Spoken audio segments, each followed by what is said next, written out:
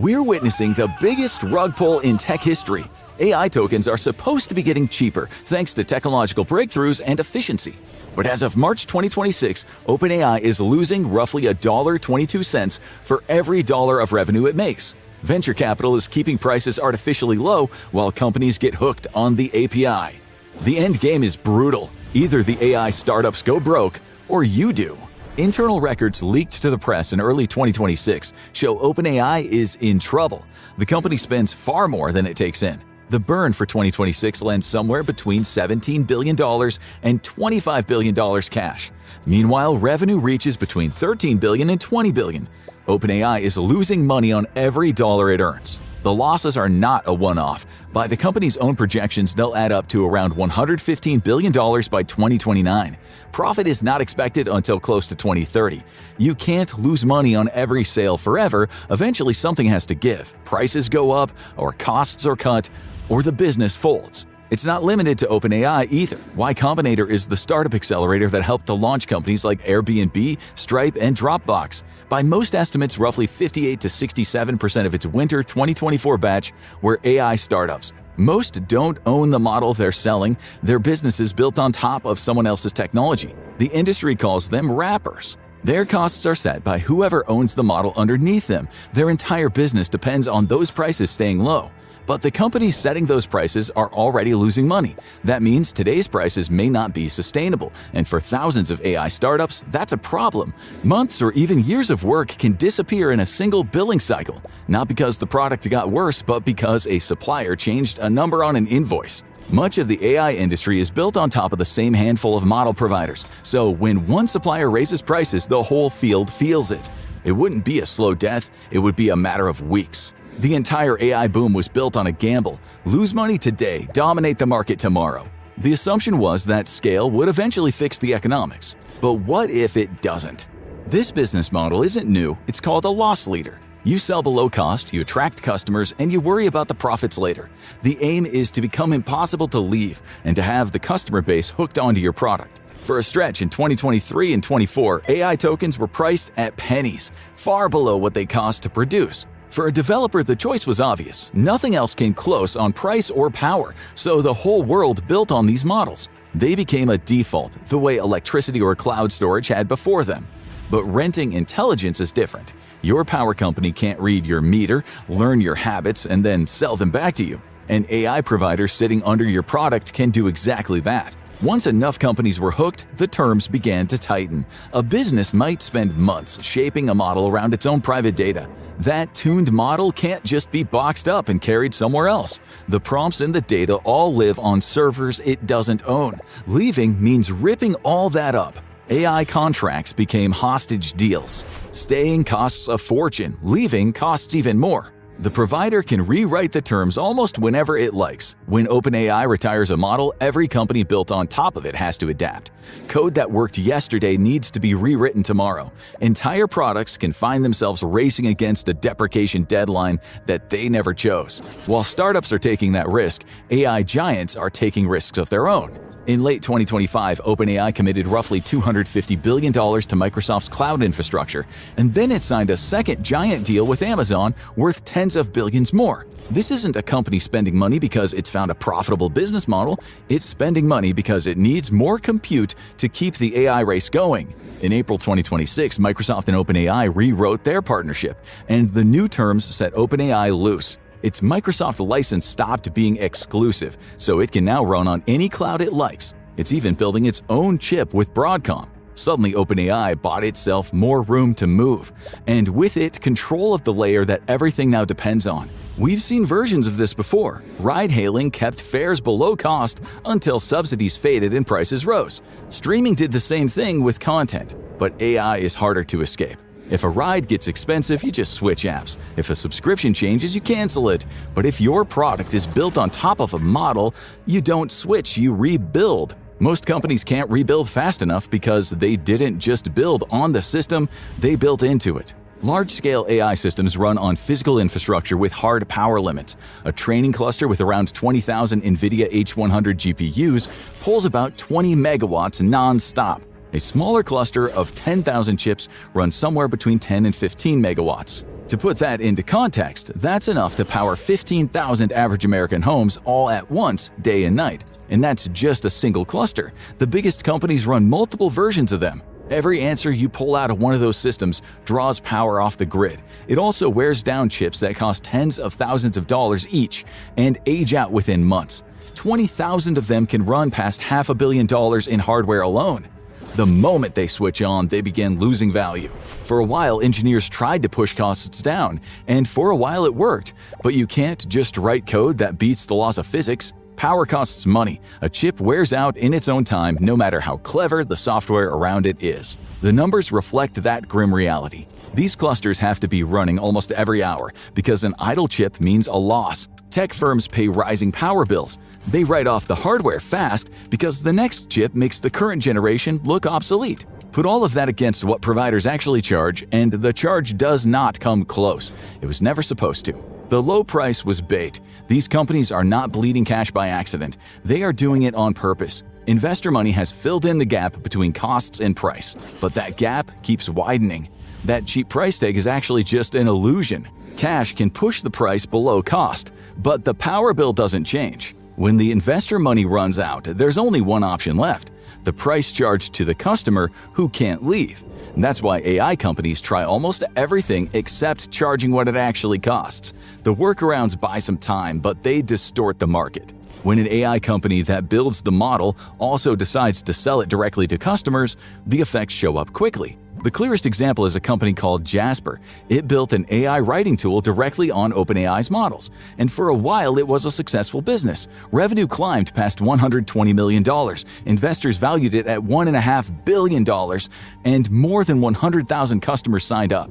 Then, ChatGPT arrived and it was virtually free. It did much of the same work for a fraction of the price. Jasper's growth suddenly went in reverse. By 2025, its revenue had fallen to around $88 million. The company survived, but by pushing hard into corporate marketing and finding firmer ground. It's a bit like a building full of chefs. Each one rents a small kitchen upstairs and cooks for their customers. And then one morning, the landlord opens his own restaurant in the lobby.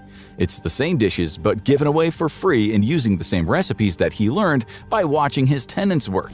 If your only advantage is access to a model owned by somebody else, you don't really have an advantage at all. Not when the model's owner just decides to compete directly. It's a move known as Sherlocking. It comes from an old Apple habit of swallowing up the best features of other apps into its own software. The provider watches how people use the tools built on it and then finds the most valuable uses and folds them in. The original maker is quickly undercut and out of business. A startup spends years polishing its prompts and workflows. Soon that work shows up inside the platform copied for free.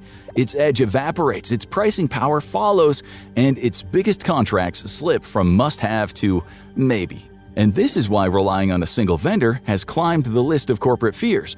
It used to look like the smart, fast choice. After Jasper, it looks more like a loaded gun left on the table. But eating your own customers still doesn't balance the books. All you gain is a smaller group of rivals. So the providers try something else, a move that doesn't touch the companies on top at all. It touches the product itself. On the surface, token prices keep falling, and every press release calls it progress. But beneath those announcements, something might be happening to the thing you actually pay for. A large, smart, expensive model can be diluted into a smaller and cheaper one. Shrinking a model can be fair, useful engineering. Done only to protect profit, it becomes a swap. And it has the same label, but the product is thinner. The new version is tuned to stay just good enough that you don't cancel, yet it is cheap enough to save a fortune across billions of prompts. The decline rarely is visible itself. The model forgets just a little bit sooner, reasons a little less deeply, and dresses up its guesses as creativity. Because the price keeps dropping, people see the whole thing as a win. Frontier models are still growing, and shrinking them into highly capable systems represents massive technological processes. But that steady drift towards smaller and cheaper points the other way. It hints that the numbers never really added up. Time is the only thing this really buys. The hostage contracts, the Sherlocking, the shrinking of the models, none of this is a real plan to solve the issue, because the problem lies elsewhere. Software was supposed to be the perfect business. You build it once, you sell it 1,000,000 times, and each extra copy costs you almost nothing. That promise built 20 years of sky-high valuations. It's baked into every pitch that called AI the next great software story. Silicon shattered all of that. Thanks to all the costs associated with AI, OpenAI's margin was close to 33%.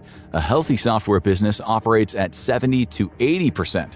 So OpenAI got desperate. It began selling ads inside ChatGPT. The pilot launched in February 2026. Within 6 weeks, it was on pace to make $100 million a year with over 600 advertisers on board. Sam Altman had spent years calling ads a last resort. Now the most famous AI company on Earth is renting out your attention. Rival company Anthropic mocked the move. But mockery doesn't cover a $25 billion bill. HSBC analysts have estimated that OpenAI will need $207 billion in fresh funding by 2030 to cover data center and compute costs. Sam Altman, meanwhile, has promised $100 billion in revenue by 2027.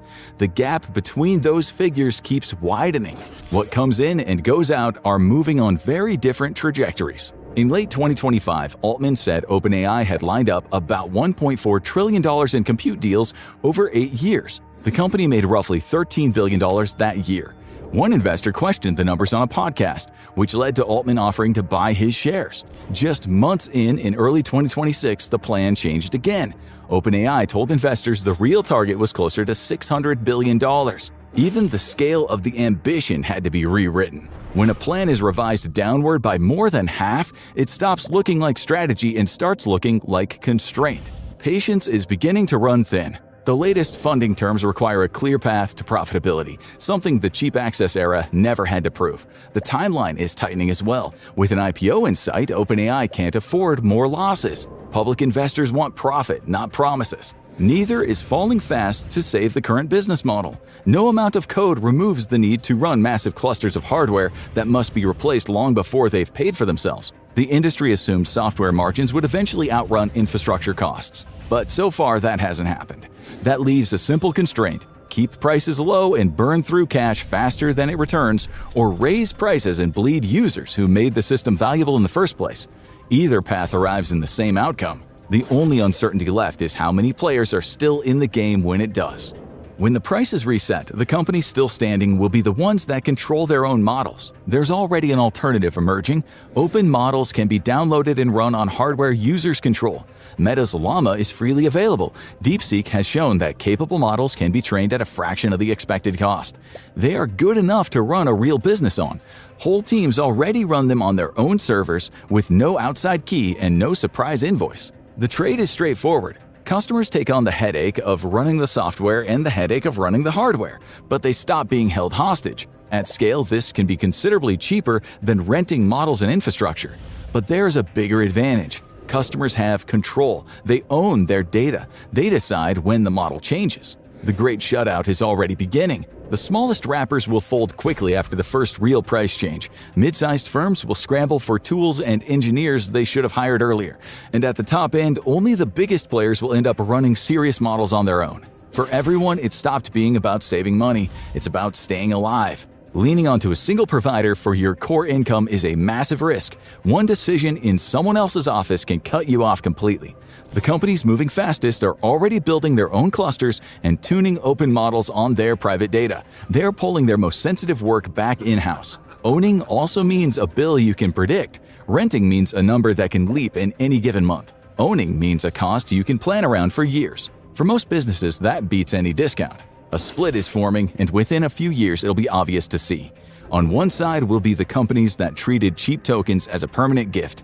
They built their whole cost structure on top of them. They are the tenants, and they will learn the lease was never really theirs. On the other side are the companies that treated the cheap years like a window. They used it to get started and figure out what worked. They were able to see the escape route. The difference between the two groups isn't money or talent, it's timing.